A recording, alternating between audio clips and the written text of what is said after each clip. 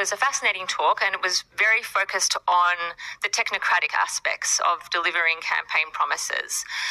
But the title of your talk did involve the word democracy. So what I might ask you is how democratic institutions at the Jakarta level, things like rights protections, things like checks on accountability, the things that we normally associate with democratic government. How did you manage, protect and support those sorts of institutions during your tenure, and how important were they for delivering the sorts of programs that you've outlined here tonight? Sure. Thank you, Eve. Yes, indeed. I mean, democracy is not only about election, but also about upholding values. And those values include some of them. Respect for freedom of expressions. And then two, transparency, for example, accountability. So some of those values. And we tried our best to uphold that. And to give you example, the freedom of expressions. Being in government in Jakarta is always noisy situations, whoever is the governor, because the social media engagement is very high. All media are in Jakarta, so small things could be trending topics if it happens in Jakarta. And it could attract attentions across Indonesia. And having that is a true benefit to us. What happened is we are able to get quick response from the general public about what we're doing. So we don't see this as a problem, but we are seeing this as an opportunity to get things better, to improve things by having public engagement on everything that we're doing. It could come out in form of criticism, but for us in democracy, criticism is normal and should be respected. And in fact, we benefited from that. So freedom of expression is there. And one indication is this: we never prosecute anyone or report anyone to the police or anything about whatever they're saying to the governor of Jakarta or to the governor of Jakarta. We treated this as respect to freedom of expression. And then number two is creating an environment of peacefulness and respect to all groups in our society. And that is also something that we seriously focus on, ensuring that all groups in Jakarta were given equal opportunity, were given equal treatment as part of our value to democracy. And we're happy to report that Democratic Index of Jakarta has always been first in the country, beginning in 2018 and so forth. So even when there is an objective measurement about our democracy, we serve as one of the highest in Indonesia. And I do think that having transparency, having public engagement is key. And if I may share some of our approach, what is called collaborations. We even label our city, Jakarta, a city of collaborations. The reason was simple. I used to be outside government, and I'd like to help government. But often, government don't want our help. When when we started Indonesia Mengajar, I come to Kabupaten, and the Kabupaten said, no, we don't want you. We're able to handle this. They were seeing us more like someone who may be disturbing the process. As a disturbance. And on the other hand, when I enter government, I'm seeing from within that what we have in government is authority, resources, but what we're lack of is innovations, creativity, network, grounded experience. Many of us didn't have that. And Jakarta is the city where best talents were there. There is no other city in Indonesia that have private sector as many as Jakarta. think tanks as many as Jakarta, university as many as Jakarta, or NGOs as many as Jakarta. Why should we in government do everything on our own? Why don't we invite them to join and work together? And this is again the principle of democracy. So I mentioned earlier about the reform on transportations. In fact, we are inviting NGOs, think tanks from Jakarta as well as from international to work together with us. So many of the reform that we're doing, the idea didn't come directly from us, but from our partners. And when they're involved, they are also seeing what we're doing. They're also monitoring what the bureaucracy is doing, and they're giving feedbacks. Things that they didn't like, things that they criticize, things that is not right, they report it to us. And yes, it requires extra energy, but at the end, we improve the quality of governance and the delivery of that process. Thank you very much, Pak. Okay, so questions from the audience. I've got Nava here, Hal Hill, and the gentleman there at the back with the shirt on there. So that's three, and we'll take three at once if we can. So one microphone. Nava, one up here. Yeah. Thank you so much, Pak Anies, for the presentation. My name is Nava. I'm a PhD student here. Over the course of my fieldwork, I was researching about Islamist groups, alumni of the 212 movement, and especially the women activists. And, you know, I got all the updates about all your achievements from my respondents. And so they are some of your biggest fans. So, you know, when I asked them, you know, why do you work so hard for Pak Anies campaign? Because they are volunteers for, you know, Sobat Anies. They really work laboriously day and night, unpaid, for the success of your campaign. And when I asked them, you know, what do you hope from Pak Anies? And they said, first, they want clean governance, and then they also believe that you would impose a kind of Islamic orthodoxy and Sharia-based moral values. To what extent, and how would you translate those demands into your policies? Thank you. It's an easy one to start. Yes, and then Hal Hill. Yeah. Thank you. My name is Budi. I came all the way from Jogja, Mas. I want to be straightforward. So this is in relations to next year, yeah, when the only person now being endorsed by Pak Surya Paloh. So yesterday, Pak Prabowo met with Pak Surya Paloh, and in the press conference, Pak Surya Paloh mentioned, of course, we need to be polite and still working together for future Indonesia. But Pak Prabowo said that if Anies running for president, this is Pak Prabowo words yesterday, okay, I'm willing to fight against him. So my question, would you be willing to fight against him in the next election, Pak? Thank you.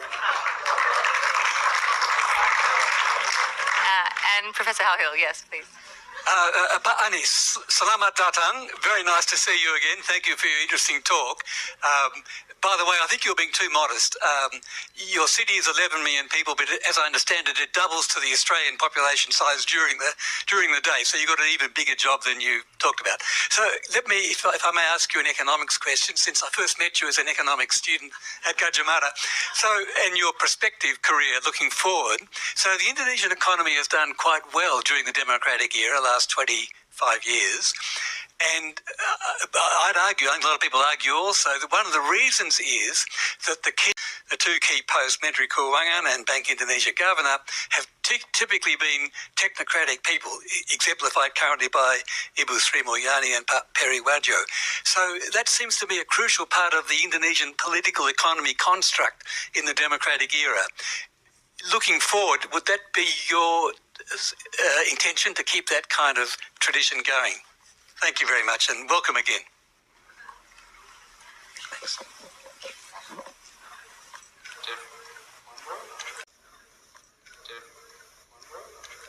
It's up to you, so 1, 2, 3, yeah. So, Islamists, Pak Prabowo, and the economy, 2024. You have 5 minutes. This is so Canberra. It was quiet. When Pa Anil Kumar, thanks for coming. Usually, quiet audience like this is in Singapore, Pa. Okay, but it was quiet here. Anyway, the first questions with regard to aspirations. I've received many aspirations, and when I'm working as governors, then I have few principles that I uphold when making decision.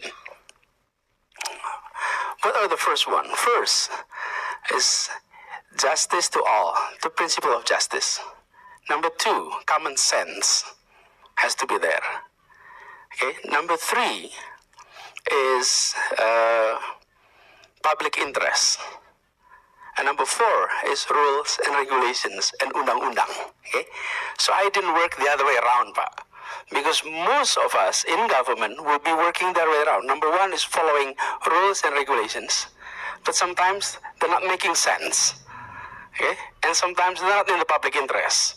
And sometimes it doesn't reflect the principle of justice. So, our approach has been like that. So principle of justice, and then common sense, akal sehat, and then public interest, and then rules and regulations. So with that, I believe that's the very principles of Islam too, is justice. So that has been our approach. And if you are witnessing Jakarta in the past 5 years, we try to always ensure that four principle is being adopted. So it's not specifically only for a certain religious group, but also to all. And that has been the approach. And I like to carry on that approach toward the future. Second questions. I think I really need to listen to the quote, Pa. But would you be willing to fight against Pa Prabowo? That was the questions, right? What do you think, Pa? If I may address, I think toward the future of Indonesia, we'll see who will be on the tickets. We don't know yet. And I myself, if I were asked 6 months ago, I never expected the nomination come that early. I always thought that presidential nominations would perhaps start around May and June this year. That was, my thinking. And that's why after I finish my term in October, I like to take a break, perhaps sabbatical, and do a little bit of work before election cycles. And I wasn't sure which directions I will be going. I may be going for re-election for Jakarta, which is also next year, but it can also be a national elections. And I was always being frank. I wasn't sure. Why? Because I'm not the leader of a political party. I cannot nominate myself through political parties. For the gubernatorial elections, non-partisan candidate is possible. But for the presidential elections, there is no non-partisan candidate. So it has to be nominated by a political party. However, we know that Nasdem nominated in October, and then last month PKS, and then Democrats. So here I am, a non-partisan person nominated by 3 political parties, and yet some party leaders have not yet getting nomination in terms of minimum 20%. So I think toward the futures, you have to be ready to sort of compete with anyone and present your idea, present your records, and let the public of Indonesia decide which one they're going to take. Pak Holil, same approach, Pak, that I've been doing in Jakarta. And that's why I often ask the general public to not only ask what will you be doing in the future, because you can provide any answer with regard to futures, because it's not happening yet. But I would suggest to all of us here, whenever you ask questions, ask what have you been doing, what have you done in the past on similar case. I entered Jakarta as an elected governor. And then you have leaders of departments, agencies, bodies, CEOs of state-owned enterprises. I did assessment to their performance. If they are performing well, then no replacement were needed. They can continue the job. And many of our directors were appointed by my predecessors, and they're still doing their job until today. The reason is because they delivered. So the approach when it comes to government, you have to really give values to technocracy over politics. Now, where is the political components? The political components is on the agenda that needs to be delivered. Those are the promise that needs to be delivered. So you may be the head of the transportation department and you have been doing more of managing private vehicles. New governors come in and say you have to manage public transportation now. You deliver it, but this is the content. This is the political agenda that you need to deliver. But who delivers it? The technocrats. And so that was something that I have adopted in the past, and I think we will value that in the future. And on the other hand, when it comes to cabinet ministries, there are portions which political parties would like to have their candidates and their people to be in. And I think that's a reality of politics everywhere. What is important for the leadership is to have clear vision, translate it into clear agenda, translate it into clear KPIs, and then have a unit that is doing the monitoring of the execution. So the individuals could come from anywhere. But if you don't have that delivery units that monitor that, many of those promises, many of those vision agenda could be lost on the way. Now, Indonesia benefited from the fact that we have technocrats in the ministerial posts. However, that doesn't guarantee you that they will be doing what the leaders wanted to do. They will not be partisan, but that doesn't mean non-partisanship is according to the agenda of the leaders. So I think this is two different things, but having the technocrat is good, but having clear agenda, clear priorities, and clear KPIs is as important. Otherwise, non-partisanship could go on their own way, not in the way that the leaders is envisioning. Begitu Pak Hal ya. Terima kasih. Thank you very much. We are actually on time at 7 o'clock. I'm okay, yeah. You're okay. If anyone does need to leave, that's fine. But Pak Anies has been very generous and is happy just to go a little bit over time because we're running a bit late. So other questions, if we could keep them super, super brief. This gentleman here was so fast, I have to give him the microphone. Pak Terry over here. And then we'll see how we go for time.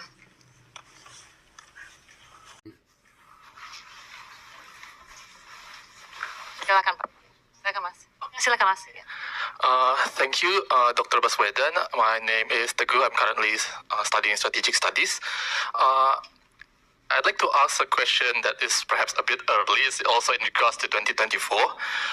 As you are one of the possible candidates for the running election at 2024, can I please get some of your thoughts on Indonesia's defense policy? Because if you will be running for 2024, I'd like to know how your views on Indonesia's defense policy will be. Thank you.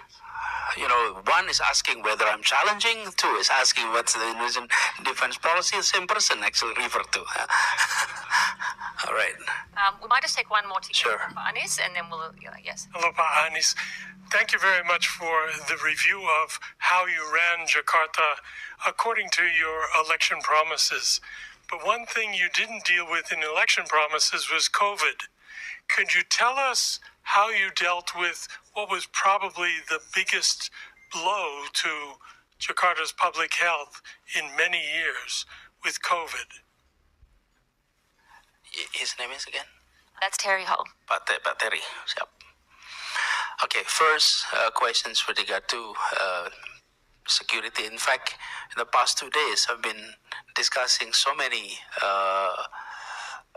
balance of power issues in the region.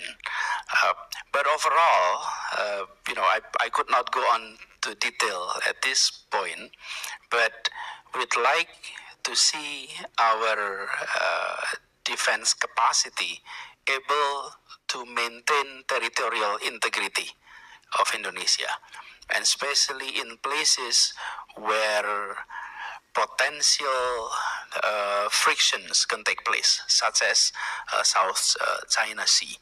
So we'd like to have our capacity enough to ensure territorial integrity. Number two, Pak Terry, terima kasih. COVID is something that, yes, we didn't predict. And I must say it was one of the deepest leadership learning experience is when we deal with COVID. And we work immediately with scholars. So if I may say, our approach in Jakarta in dealing with COVID was this. I involved in international mayors associations like C40s. So in early January of 2020, early February, mayors were having meetings. I involved in those meetings. During those meetings, they were sharing stories about the severity of the problems in their cities. So mayors of Seoul, mayors of Tehran, Milan, some of these mayors were sharing to us the difficulties they're having. And we learned that early. And then we started to have task force. We established a task force before the national government established a task force. And we had meetings with the immigration services, with the intelligence, with the travel bureau, inviting them. We're trying to evaluate how many people were coming from China at that time. This is the month of January and February. And we start reporting our testing result to the national government, to the Ministry of Health. And this was a situation where we have to decide how to go in handling this crisis. And we thought the key word to handle this is trust. We have to have the trust of the public to government, because the epidemiologists were telling us it's not going to be short. It can be a year, it can be 2 years, it can be longer than that. We didn't know that. So number one that is important, public need to trust us in government. And that is our principles. So in order to gain trust, we are being transparent. We are telling exactly what is happening to the public. We are telling exactly what they need to do because we would like to manage that trust. And trust, there's three components to that. One is you need to send a message that you're competent. Number two, you have to have integrity. Transparency is key component to integrity. And number three, you have to be intimate to the problem. Intimacy is key. So that was our approach. And often when we adopt that principle, we are not always in line with the approach of the national health policy, especially with the Ministry of Health. Give you one example. We send samples of our patients in hospitals to the Ministry of Health, and they always come back. They never come back to us. So we didn't know whether this is positive or negative. We have sent quite a few, more than 200, I believe, by early March. So I decided in March 1st to go public, saying we have submitted PDP at that time to the Ministry of Health, but we are not receiving response. And the Minister of Health was responding in a negative way, saying that there is no case at all.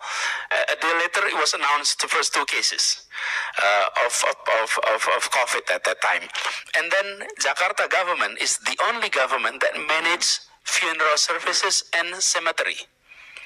Average funeral services for the past 2 years, so 2018, 2019, monthly average is 2,700 services. in the month of March jumped to 4,300, right? And the month of April, it reached 4,500. This is no small numbers in terms of funeral services. Something must have gone wrong.